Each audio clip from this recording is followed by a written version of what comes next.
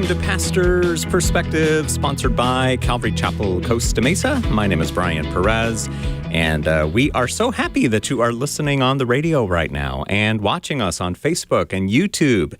888-564-6173 is the number to call us today. It's Thursday. We're here till 5 p.m. Pacific time, so give us a call at 888-564-6173. And answering your questions today, we've got Brian Brodersen, the senior pastor of Calvary Chapel, Costa Mesa in Southern California. Also, Bobby Conway from the 1 Minute Apologist channel. No. The Christianity Still Makes Sense website. Although 1 Minute Apologist is still part of it, but ChristianityStillMakesSense.com is Bobby's new website, so check that out when you get a chance. And how you guys doing? Well, I can't speak for Bobby, but... How do you think Bobby's doing? Well, by the way he looks, I would say he's doing pretty well. He looks happy. He's smiling. I'm happy. He looks handsome. His hair looks relatively... nice. Disheveled. Yeah, we've seen worse, both on you and me. I'm no one to talk about hair, so I will not cast that stone. But I actually think my hair looks good today. So it does. You're having a good hair day. A good hair day. It's rare these days. Very important, especially now that we're on camera. I remember when I got into radio, it was just about speaking on the microphone. Right. Now there's cameras everywhere. Yeah. What is up with that?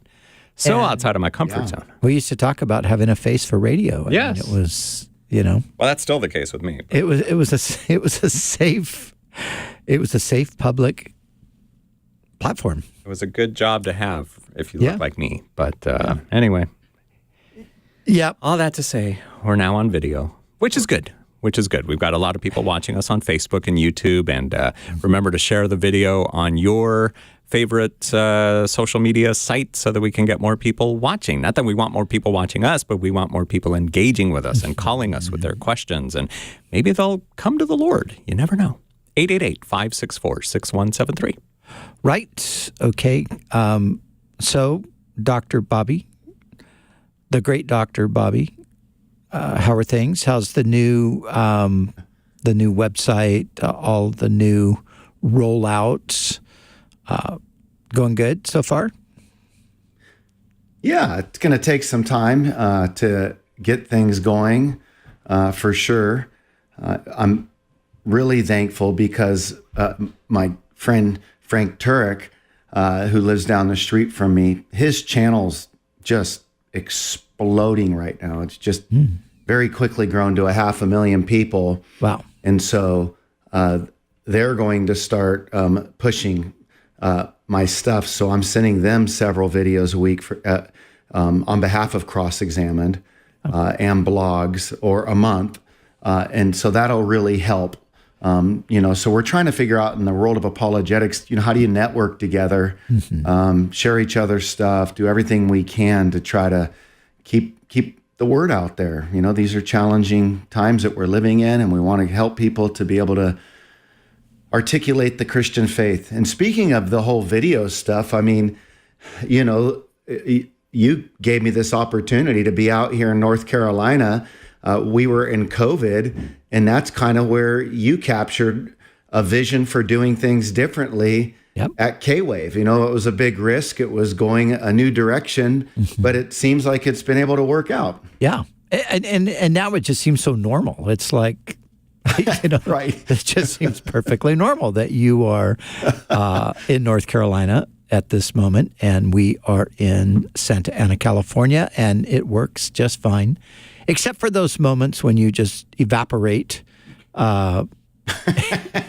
Still haven't figured out how to stop man. it. Yeah. But they're fewer and far betweener now. I think so. If those are words. So. That's better. Cool. Great. Can't wait to come out there.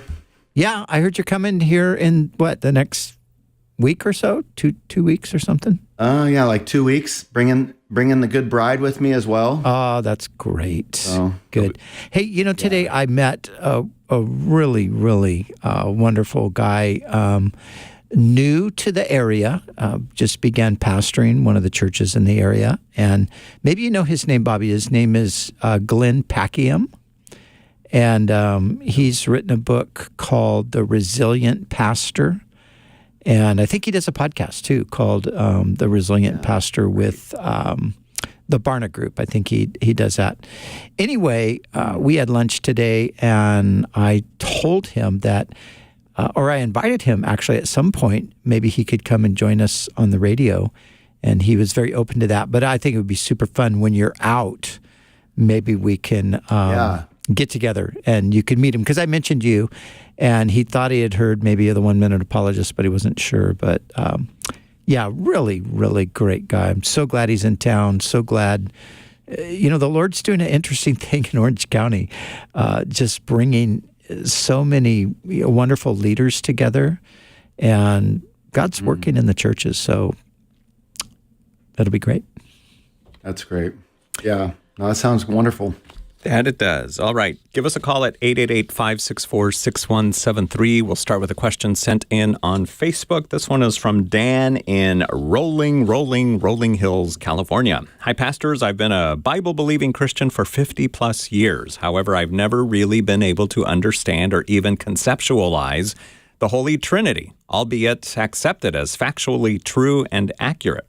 That said, as a practical consequence, I remain unsure how to pray, or rather, to whom to pray. Jesus taught his disciples to pray, "Our Father who art in heaven," and also instructed them to ask the Father in my name. Does this mean we should address our prayers only to the Father? I frequently catch myself praying to Jesus, thanking him personally, other times praying to the Holy Spirit, and still other times addressing the Heavenly Father. I'm second-guessing myself frequently. Please help me understand, to whom should I address my prayers and petitions? Brian, what do you tell Daniel? Well, I get it. And there have been a number of people that have asked me that question, who am I supposed to pray to?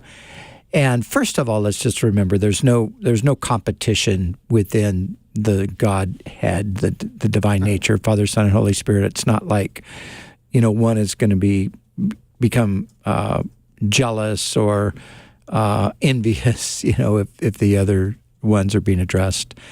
And I think that although Jesus, of course, taught us to pray our Father in heaven, Jesus also, as he mentioned, if you ask anything in my name, I will do it. I think it's interesting that when Stephen, the very first martyr in Christian history, when Stephen is being executed, when he's being stoned to death, it says that he called upon God and said, "Lord Jesus, receive my spirit." And so I don't know if all the translations read exactly that way. I think maybe not all of them, but I think that is an accurate description of what happened. So point is, he's calling upon God, but he's specifically addressing Jesus.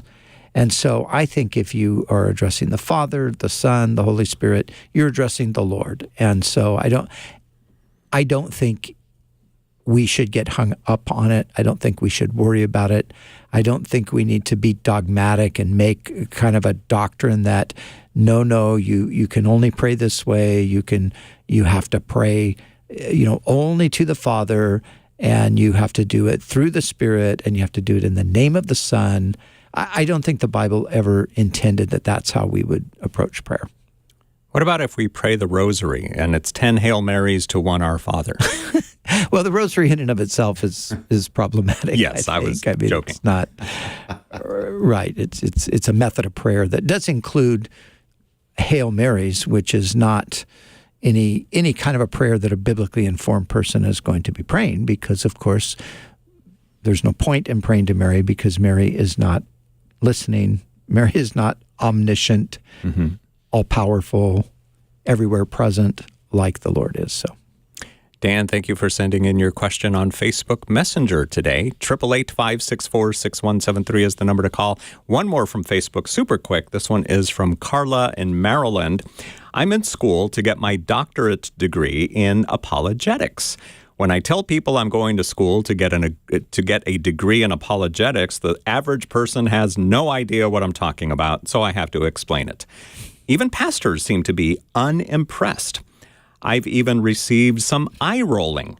2 questions. What simple explanation do you give to explain what the study apologetics is? And why do you believe some pastors respond in a less than favorable way to this field of study? Bobby, what do you tell Carla? Well, I'd say congratulations on entering into a doctoral program in apologetics. That's wonderful.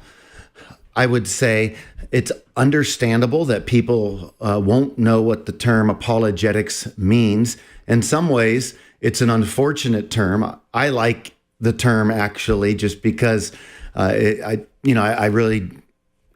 geek out, I guess, on things like that, but I can understand why people are put off by it. It doesn't make sense to people. But really, the first time I heard it, I was confused as well. I was driving down the freeway, listening to K-Wave, headed to work at the Ritz-Carlton, probably 21 years of age.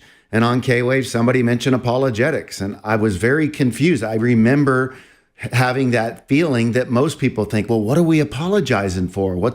I'm confused. Are we saying sorry that we're Christians? And then I was able to get an explanation. The person who says that apologetics isn't necessary has just revealed how little evangelism they're doing. All we have to do is start engaging the culture, and people will start raising objections. And at the moment we start offering a defense to their objections. Oh, boy. I think Bobby is getting that emergency alert because there's like a tornado watch or something in North Carolina? Yeah. Oh, my gosh. It's January, and we're under a tornado warning. So if in a few moments I get uprooted here and cast off like Dorothy and Wizard of the Oz, do pray for me. Yeah, we will. I know sure. I vanish from time to time. I don't know that I could recover from that, but maybe you'll wind up in Southern California, Bobby. Maybe the tornado will bring you over here. Yeah, there's no place like home. Yeah. So anyway, you start answering people's objections, and you're doing apologetics. I'm also sympathetic to a degree of why pastors might have a bad taste in their mouth. But this is a hangover from the past that we've got to get over. And the hangover is that apologetics at one time was seen to be purely relegated to the world of academia. It came across kind of self-righteous. It was seen as those who were only the intellectually elite that could grasp it. And I would say that's not the spirit of the apologists that I know. They believe it belongs in the church. They're working hard to be churchmen. They're striving to get it, materials written for the local church. And so apologetics just means to give a defense. It comes from the Greek word apologia. It means to give a defense. And so a pastor that really shuns it, think about it. So what are we saying? We don't think that our Christians should be prepared to defend what they believe? Right. I mean, that's essentially what we're saying. If we're not going to equip the church with apologetics, what we're saying is we don't want to equip our people to know how to defend what they believe. Well, if you don't do that, guess what's going to happen? Well, they're going to make their way over to progressive Christianity, or they're going to become apostates because they're not going to feel equipped. And so I think it's really important that we offer a way of making people feel confident to engage the culture with the gospel. Any thoughts, Bri? Well, I'm very much interested in apologetics myself. I remember years and years ago, and I think that things have really changed a lot. I remember that you did get a sense from apologists back, a few decades ago, sort of an air of superiority, bit of a condescending attitude at times, some even times kind of rude. And I remember thinking to myself back in those days, there were apologetics programs on radio back then, and I remember thinking to myself, like, one of the important factors in responding to skeptics or answering people's questions is the tone that you do it in. And, That's right. And I think you should do it humbly. The verse that we draw from to support our conviction that we ought to be doing apologetics is from 1 Peter, where Peter says, sanctify the Lord in your heart, be ready always to give everyone a reason or a defense for the hope that is within you. And then he adds this, do it with gentleness and reverence. And back in those old days, there was not a whole lot of gentleness and reverence. I think that's completely changed Right. now. For the most part, Yes. the apologists that I know are very thoughtful and wanting to be gracious and kind. And, Bobby's obviously a great example of that, goes out of his way. But other guys, I think of Sean McDowell. Sean's a great apologist. He's such a great, caring, humble person, and a lot of people that would be in that category like that these days. So I think apologetics is important. As a matter of fact, I think every pastor today in the 21st century, especially in Western culture, but I think it's universal, I think every pastor has to be at some level an apologist. There's too much working against the gospel, the Christian faith, for us to not have some kind of a working knowledge of apologetics and be able to not only defend the faith ourselves but help others to do it. I think that is a failure on our part. So the apologists of the past were big-headed, you could say, but today, like Bobby, his head fits in a light bulb, according to his new logo at ChristianityStillMakesSense.com. So that's how humble Bobby is. We're appreciative of that. That's right. Yes. He's become the poster child for humble apologetics. Yes. Maybe that'll be a thing. Maybe that would be a thing. If I ever have an apologetics ministry, I'm going to call it humble apologetics. Humbologetics. How's that? James Sire wrote a book called A Little Primer on Humble Apologetics. Did he really? I think that's a healthy read. Yeah. And it's just a little primer on humble apologetics, because it is true. In the context of 1 Peter 3, where you just talked about, it's not even talking about giving this academic defense.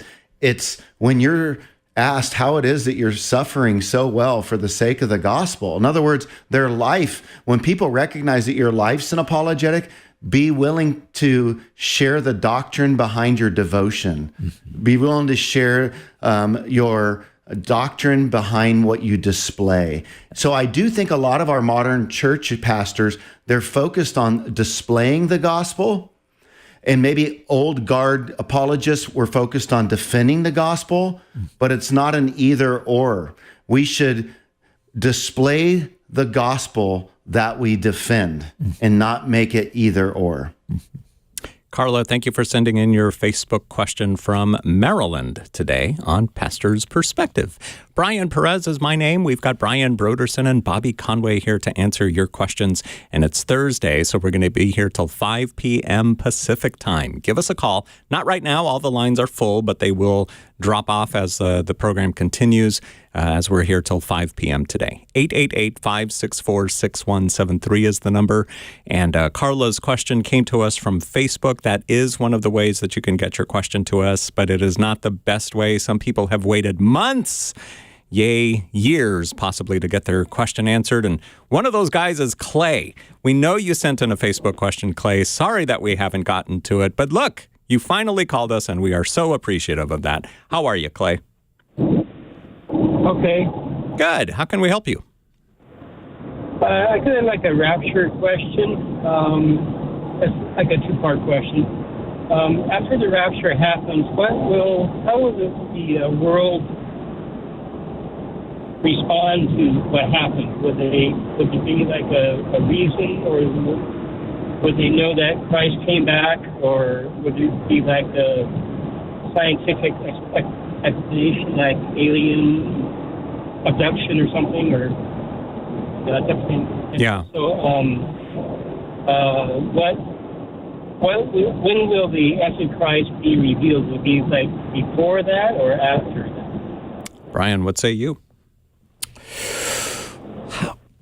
Well, it's hard to say. I mean, we don't know. I'm sure there would be some sort of explanation. I think there would be a need for an explanation. If you have the sudden disappearance of millions of people around the world, somebody's going to have to explain what's going on there.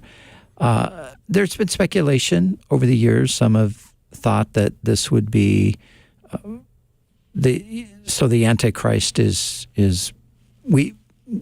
most people think that there's going to be a connection between the departure of the saints to be with the Lord and the rise of the Antichrist. So maybe people have speculated maybe the Antichrist uses this as some kind of an illustration of those people who were not going to get on board with this new program for world peace, unity, however it's presented, that they were taken out of the way, maybe in some sort of a judgment or something like that. There's been a ton of different things suggested. Of course, nobody knows exactly what's going to happen. I would just say I would think that there will be some attempt at an explanation. I think the scenario to me seems to be that the rapture would happen before the rise of the Antichrist, or at least before he comes into a position of full authority. And so I believe that's what you call a pre-tribulational rapture. You believe that the church will be removed from the world before the tribulation starts. The Antichrist, in my view, is the beginning of the tribulation. It's not just the trouble that's going to come. He is the source of the trouble that's going to come, or he's the root of it. A lot of it, of course, is God bringing a judgment on the earth. But, yeah.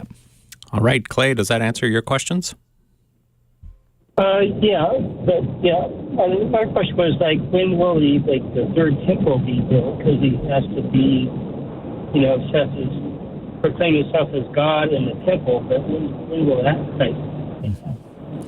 Well, again, we don't know specifically, but it's going to be somewhere in that time frame. The temple could be built before he comes to a place of full power. It seems like from Daniel 9 that this person that's going to come on the scene is going to make a covenant with Israel for 7 years, and in the middle of that covenant, he's going to break the covenant. And so the idea that some people have is that part of the covenant is the permission or the assistance to rebuild the temple. Maybe so. Maybe the temple will be rebuilt beforehand. When it comes to these kinds of things, there's only so much information we have, and I think we can. What the information that we have that's clear, we can be, fairly dogmatic about it. But the information that we don't have, we have to be careful and not overly speculate or be dogmatic about things that we're actually just speculating about. So, Clay, thanks for calling us today from California on Pastor's Perspective. And now we're going to go to Linda, who called 888-564-6173 to ask her question, which is what, Linda? Hi there. I'm on Bluetooth, so before I ask, can you hear me? Am I coming in clear? I like that. Thank you. It sounds so much better than can you hear me? Yes, you are coming in loud and clear, Linda. Yeah, okay. Yeah, see, on Bluetooth, I can't always hear the best, but I'm going to go ahead and ask my question. So I have a son. He's 18, and of course, I'm sure we all can relate how we try to teach our children and give them truth and give them our experiences, and they're so resistant. I'm sure I'm not the only one. But the position I'm in right now, I think, is a blessing in disguise. After so many years of just living a Christian lifestyle, the best that I can with my ability to follow Jesus and speak in kindness, but still be tactfully truthful. And I'm his stepmom, actually. he's coming to terms with studying world religion, and he wants to he wants to read the Quran, read the Torah, and read the Bible, and doesn't want to ask, a Christian about the Bible. He wants to ask somebody else about the Bible. He would want to ask the Christian about the Quran, and then would want to ask a Muslim about the Torah to get different perspectives. And I can appreciate where he's coming from, rather than getting, a doctored up perspective or their own doctrine on something. And so I can appreciate that. So if, I were to tell my son, call Pastor's perspective, well, he wouldn't want to call you guys to ask about the Bible because he wants to hear from the other side, which, I can understand. So my question is, though, I'm seeking advice. When I speak to him, I can't really get I can't share my thoughts because he's at an age where he just speaks his knowledge, doesn't take a breath, and then he wants to talk about something else. So that's kind of why I'm calling. I wanted to get some perspective, and I know, Bobby Conway, you're very philosophical. I would appreciate both of your perspectives, both you, Pastor Brian Brodersen, and Bobby Conway, what your thoughts are. If there are any books I could recommend, or perhaps even studies, or what your thoughts are. Maybe we can just have a conversation piece on how I could lead him into reading a book that would intrigue his imagination, but could also lead him to seeking the Bible as truth. Sounds good. Bobby, what do you tell Linda? Well, on one hand, this is a difficult situation because he's not wanting to learn Christianity from Christians, or Islam from Muslims, or Judaism from Jews. And so that's like saying, I want to be wise in law, economics, and business, but I don't want lawyers to teach me about the law, and I don't want businessmen to teach me about business, and I don't want economists to teach me about the economy. So he's showing his ignorance while he's trying to display his brilliance. And so that can be problematic offhand. So I would say he would be wise to learn from experts about Islam, what Islam teaches. Like, I'm very sympathetic if he was to say, I want to learn about Islam and I don't want to learn it from a Christian. And I'm sympathetic from that because Muslims are going to know about Islam more than Christians are going to. In the same way that Christians are going to know more about Christianity than Muslims are. In fact, most Muslims think that Christians are tritheists. That is to say that we believe in three gods. So a lot of times they're confused about what it is that we believe. And there are things that we're confused about what they believe. And so we're having to clean each other's work up a little bit. So I do think he can get a fair reading on what Christians believe from Christians, what Jews believe from Jews, and what Muslims believe from Muslims. Having said that, if we could get him to concede that, then a book that I would say, if he likes philosophy, and again, I don't know how philosophical he is, or if he's using this as a smoke screen. But if you want him to be overwhelmed really quick, then get him to read Blackwell's Companion on Natural Theology. And if he can make it through that, then that's impressive. But if you think that he might not quite be there, then Philosophical Foundations for a Christian Worldview by William Lane Craig and J.P. Moreland. This is basically the textbook that Biola uses, a first-rate philosophy program, one of the best in the world. They use that textbook at Biola to teach philosophy. I think the music's playing. I'd love to share a little bit more, and Brian can jump in there as well after the break. Yep, we will do that, but we do have to take that break right now, bottom of the hour here on Pastor's Perspective. But yes, we will be back with this question here that Linda called in about, and I'll give you those book titles as well that Bobby mentioned. 888-564-6173 is the number to call from now till 5 p.m. today, 888-564-6173.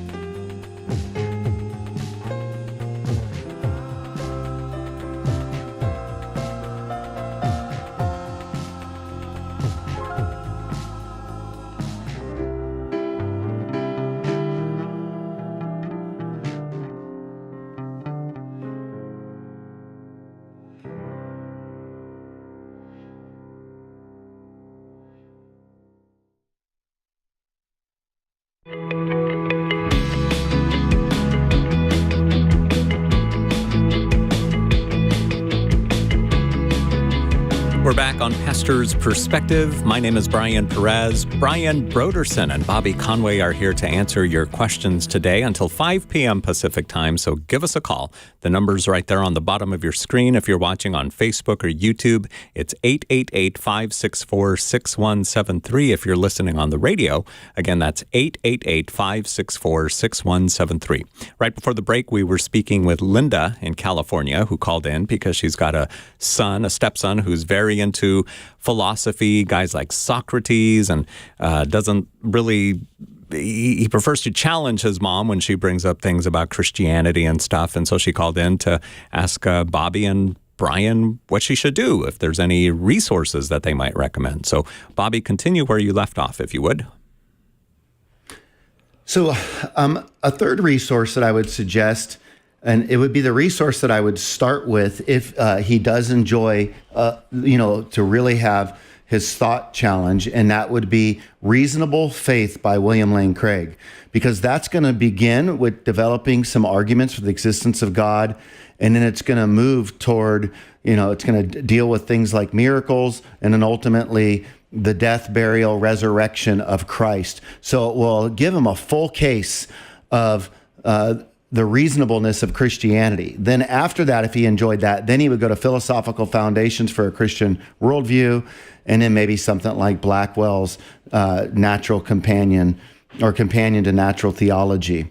I think that Socrates, if he likes Socrates, you can engage conversation with him, because what is it that he likes about Socrates? Because Socrates, was somebody who cared about morality. He was sentenced. There's a lot of similarities, like to Jesus and Socrates. Like they both never married. They both created their own movement. They both were sentenced basically to death by their state on account of, corrupting people with their teaching, so to speak. They both willingly died. Socrates drank hemlock, and he dies, but he believed in moral goodness. So at least you can pick up on something like, okay, so do you like the moral good there? Now, it's where philosophy can be helpful in conversing with our kids or conversing with friends that are struggling. So, for example, last night we had a person in our small group, and his brother. This person's brother is on drugs. He doesn't want anything to do with Christianity. And he's basically headed toward nihilism, which everything is utterly meaningless and empty. That's a short step away from Albert Camus' absurdism. When you get to nihilism and you take a step toward absurdism and you say, okay, not only is life meaningless, it's absurd. And so what I need to do is I might as well just kill myself. That becomes the solution. So I talked to this guy last night. I said, what do you do in a situation when you got a brother who's playing with that kind of thinking, but he's not interested in Christianity? Well, if you're aware of like another philosophy like existentialism, you can at least get him out of absurdism where he's thinking about suicide and say, hey, how about like a flavor of existentialism, like Man's Search for Meaning with Viktor Frankl. Help him to find meaning in his pain right now so he's not thinking about death. That doesn't mean you're validating existentialism or Viktor Frankl. It just means you're trying to get him out of there. It's like getting the person to go to AA that's an alcoholic, though you'd like him to go to Christ-centered recovery ultimately. So sometimes it can help us to know how to work people to certain places with thoughts that they might not be ready for otherwise. Brian? What else can be said? I mean, that was the great doctor has spoken, and I will just leave it at that. That was great. All the way back to that Thank you. Illustration, Bobby, of, trying to learn law and economics and business, but not wanting to learn it from the people who actually know it. That would be a problem. So it sounds like a little bit of a teenage problem, maybe just immaturity. Right, it does. With a good dose of pride on top of it. So the only thing I would say is a book that has had tremendous impact on people from every imaginable walk of life and ages as well, is Mere Christianity, written by C.S. Lewis, taken from a series of talks that he did on the BBC during the Second World War, but then, of course, turned into a book. And it's still one of those books that, even though it was written 70 years ago or whatever, you still read it and go, these arguments are pretty profound, Mm-hmm. And he puts it, Mere Christianity, even though it's called Mere Christianity, the first book in, it's a series of chapters or little books. The first one is strictly philosophical arguments. It's not even an argument based on theology. It's more of philosophical arguments, and I think he does an excellent job showing the conundrum that you find yourself in if you are going to insist there's no God, which C.S. Lewis did. And he, his whole thing was that he thought everything was crooked, but then he had to ask the question, crooked and compared to what? What is straight? Yeah. And who says what is straight? So anyway. Good stuff. Linda, thank you for your phone call. And again, those books that Bobby and Brian mentioned, the first one was Reasonable Faith, Christian Truth and Apologetics. That is by William Lane Craig. That's the one you said, Bobby, is more of on a beginner level? Is that the one? No. Oh, sorry. If her son struggles with Reasonable Faith by William Lane Craig, which I would imagine he will, then he can go to On Guard, which was written to kind of take the concepts and simplify it even more. But even that is going to be weighty. We're giving you, I mention William Lane Craig a lot because there's no other philosopher that I've learned more from than William Lane Craig. And as apologists, we really are thankful and feel indebted to this man for his work. And not only that, he was known, or he is known, to put the fear of God in atheists when it comes to debating. He's debated the most well-known atheists in the world, and he can philosophically undress them. And he does so in a humble way. And we're thankful to have him. And so we talk about him. And so that's a great place to begin. If he can deny the arguments with Craig, then, Christianity, he's going to need a Damascus Road experience. All right. So again, William Lane Craig's Reasonable Faith, Philosophical Foundations for a Christian Worldview, or the Blackwell Companion to Natural Theology. And of course, Pastor Brian Brodersen mentioned Mere Christianity by C.S. Lewis. So Linda, thanks for your phone call today on Pastor's Perspective. Jimmy hung up, so we're going to go to Hugo in California. What's up, Hugo? Hi, how's it going? Good. So my question is coming from Romans 9. I'm focusing on the whole chapter, but more focusing on 9:22. I'm wondering if you can kind of just tell me what it kind of means. Yes, that's the one that reads, if God, wanting to show his wrath and to make his power known, endured with much long-suffering the vessels of wrath prepared for destruction, and that he might make known the riches of his glory on the vessels of mercy which he had prepared beforehand for glory, even us whom he called not of the Jews only, but also of the Gentiles. Brian, what is your take on that? Is it the vessels of wrath part that gets you, Hugo? Well, from what I feel, like, 'cause you guys were talking yesterday about, free will, and if you're chosen or you're not chosen, why would God create a world if some are going to be condemned and some are going to be saved? I'm wondering if this would answer that question that people have for what you guys were talking about yesterday. Brian? Yeah, I think I wasn't part of that conversation yesterday, but I think... So let me ask you this first, Hugo. Are you coming from a Calvinistic perspective yourself? I am very conflicted. I believe that we have a choice to walk away. Yeah. It's very difficult once you're chosen to walk away because his love is so great that it's kind of, and for me it would be impossible to walk away from something so wonderful like God. Okay. But I do believe that it is a possibility for some people. Right. Okay. Yeah. Yeah. Well, this passage, sort of classically among Calvinists, this is the passage that to them sort of eliminates free will. They use this passage, and it seems like on the surface that it could they could be right, but I don't think they are right. I think there's a couple of problems. Number one, I think they do not look at this passage in its context, the context of what Paul is actually addressing here, arguing, or dealing with. He's dealing with something very specific. He's dealing with both the setting aside of Israel, and which was preceded by the choosing of Israel.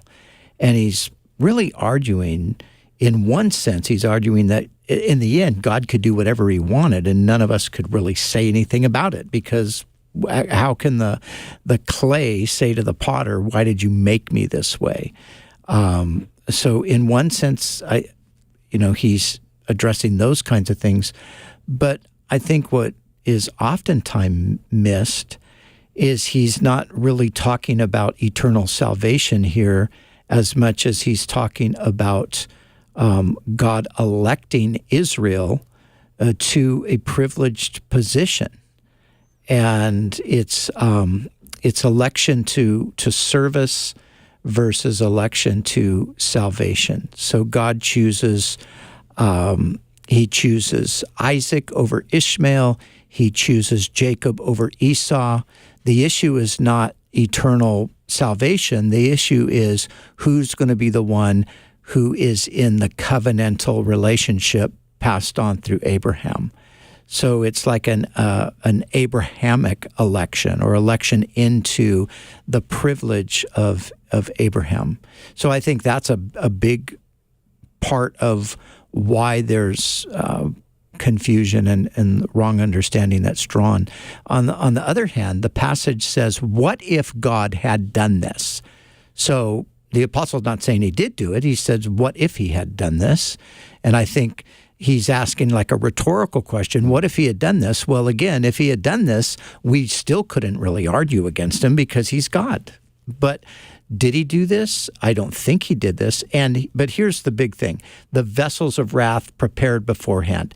The question is, who prepared the vessels of wrath beforehand? And the hard Calvinist would say God prepared them. He prepared them to be vessels of wrath. He created them so he would be able to demonstrate his wrath and show a dimension of his character that wouldn't otherwise be seen. I think that the whole Bible really dictates against that view. I think prepared for wrath would be that the vessels prepared themselves for wrath by rejecting the invitation of the gospel that God gives. So does that make any sense? I know that was a lot. I kind of see it like, because he also created the enemy, but he created him perfect and he was full of wisdom, so he had a choice and he fell, so now he's for destruction. But at a moment he was in the grace of God. He was known by God and he was faithful to God. Yeah. But he chose to go against that. Yeah. But right. Is that, I see it as more of a display of what God is allowing us to have and what we could lose, maybe even in the next life, because he was already in heaven. So yeah, it doesn't, as some would think, that it takes away choice and it makes salvation essentially it is predetermined by God who is and who is not saved. I don't think it teaches that, and it's obvious you don't think that either. Bobby, you want to add anything to this? Did I make it more confusing? No. It got me thinking a little bit right now because we talked a little bit yesterday. My episode on Christianity Still Makes Sense this weekend, coming out on K-Wave, is going to be entitled, "Why Didn't God Just Create Everybody Who Would Freely Believe instead of creating those who would freely reject as well?" And so we've been talking a little bit about this idea of free will. And I've been preparing for my show for the following week entitled, "If God Exists, Why Doesn't He Make It More Obvious?" And so this idea behind the hiddenness of God. And so you can have the hiddenness of God as it relates to believers, a dark night of the soul, God, where are you? But it wasn't really till the 20th century that this became a real crushing argument in philosophical circles, that along with the problem of evil comes the problem of the hiddenness of God. And this guy by the name of John Schellenberger, he wrote this hiddenness argument. And he claims that there are people that are resistant, right? And so if you're resistant, that's one thing. But he says there are atheists who are non-resistant to God. They want God to make himself known to them. And yet God seems like he's never made himself available. So the non-resistant atheist believer who suffers from God's hiddenness. And so interestingly enough, you look in Romans 9 and you're thinking about hardness of heart. And then Schellenberg's like, oh, there are these people, these atheists, these non-resistant types. And so his argument goes like this, and I'm reading it here. Premise 1, there are people who are capable of relating personally to God, but who, though through no fault of their own, fail to believe. Premise 2, if there is a personal God who is unsurpassably great, then there are no such people. Conclusion, so there is no such God. And I think his fault is in premise 1, where he says, through no fault of their own, like as if somebody could be that objective to know that they're non-resistant in a fallen world. Like how can we be sure that our rational faculties don't have bias? All we would have to do is say, well, what are your problems with Christianity to the non-resistant person? And the moment that the non-resistant atheist begins to say, well, this is what I don't like about Christianity, he's revealing where he's resistant. And so, interestingly enough, I don't think that, listen, as Ken Sample says, just because a person is not persuaded by a given argument doesn't necessarily mean the argument is defective logically. So we can argue for Christianity being true, and somebody could say, oh, God hasn't made himself clear. So think about that. So what we're doing is so you have what's called the sender-receiver problem. Is there a problem on the sender's side of things, namely God, that he has not made himself known enough? Well, as Christians, we'd say we've got conscience, creation, there's been the prophets, the miracles, answer to prayer, providential leading. So we don't think as Christians there's a sender problem, though we do think that God, he's not an aquarium God, so to speak. You don't look up and see him like you would, like they did in the wilderness, like cloud by day, pillar by night. But then there's the receiver problem. So is the problem on the receiver's end? And so Schellenberg wants to say, a non-resistant atheist, the problem's not on the receiving side of things. The problem's on the sender side. That's fascinating. I read a quote on I think it was Twitter this morning. A lady that I follow on there. She's a PhD astronomist, I think, is what she is, and she's great. She's always posting these great pictures of galaxies and things like that. And she said, I find it really difficult when somebody says to me, I don't believe in God because I just don't see a shred of evidence for his existence. And she's like, okay, well, what does that mean? Does that mean that you look up in the heavens and there's nothing up there that could make you think that maybe there's a creator? Or are you saying there's just not evidence that you find compelling?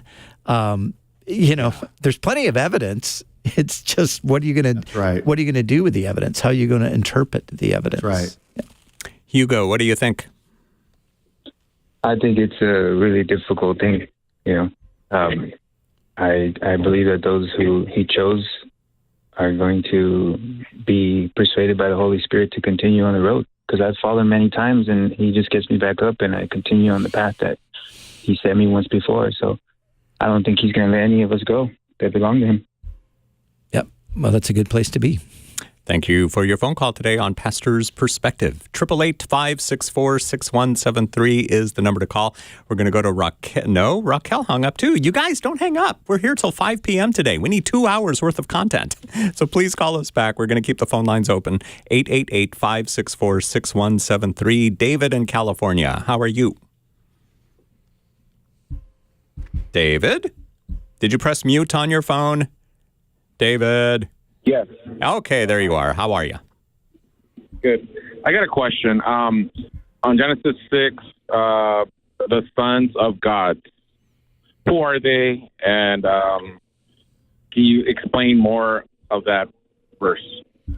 Okay. And didn't you have another question as well? No. That's the only question I have. Oh, okay. It shows 2 questions up here on the board, but maybe we answered the other one already. Who knows? Bobby, what do you say? Who are the sons of God in Genesis 6? I'm not sure, but I can say that there are some different options out there. Some would be that the sons of God, that they are the fallen angels that kind of came down and impregnated the daughters of men, and the offspring was Nephilim. So this would create this kind of hybrid humanity to explain the giants. So the question is, are the sons of God that we read about, are they fallen angels impregnating the daughters of men? Or are the sons of God kind of like godly, kings that are living at the time? Or are the sons of God part of the line of Seth? So there's different options that are out there. I would say, for me, I do think it's interesting in the book of First Enoch that it does talk about this idea of fallen angels coming and, impregnating the daughters of men. There's things that poses other problems that we have to reconcile with Jesus' words in the New Testament saying that we'll be like the angels, after we die, like we won't be given in marriage.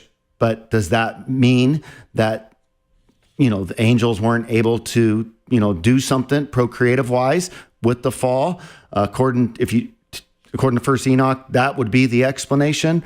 I think the last thing I would say is what I find really interesting is this is the passage more than any other in the book of Genesis that we get the question about.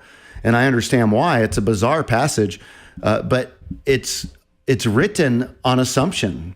Like Moses writes this on the assumption that his audience totally knew who the sons of God and daughters of men are. And so we've lost that information and that narrative like they had firmly embedded, so much so he didn't even have to give commentary. So to us, it looks like he's being ultra cryptic. I just think it was so obvious to his audience that he didn't have to go into it, but we don't have all the extra data. Brian, did you want to address? No, I mean, again, it's one of those things that, like Bobby said, there's different options.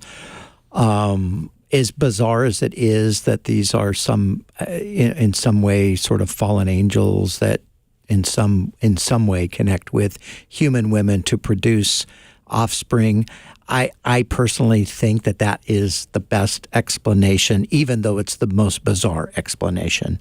And I think it would, I agree. It would also lend to a worldwide flood that wipes the face of the earth of every living human. I mean, if you think of, sinfulness in society, I think throughout all of history, we can find moments in history where we think, man, the human race is out of control and should be wiped out, but it has never been wiped out like it was then. So there must have been something pretty serious going on for God to wipe the whole face of the earth of human beings with the exception of 8. Mm-hmm. So anyway. Yeah. What's interesting about this passage is, okay, so they're wiped out, right? And so, so if we say like, it's not the sons of Seth or it's not these kings, they're wiped out. We do see the the language of Nephilim appear again. So some would say, oh, that was just used to scare people off. Or perhaps they had another crack at this again, because you do have different giants like Og, king of Bashan, with his 6 fingers and 6 toes and all that. So it's interesting, giganticism. Yeah, and Goliath. I mean, case in point as well. And Goliath of Gath.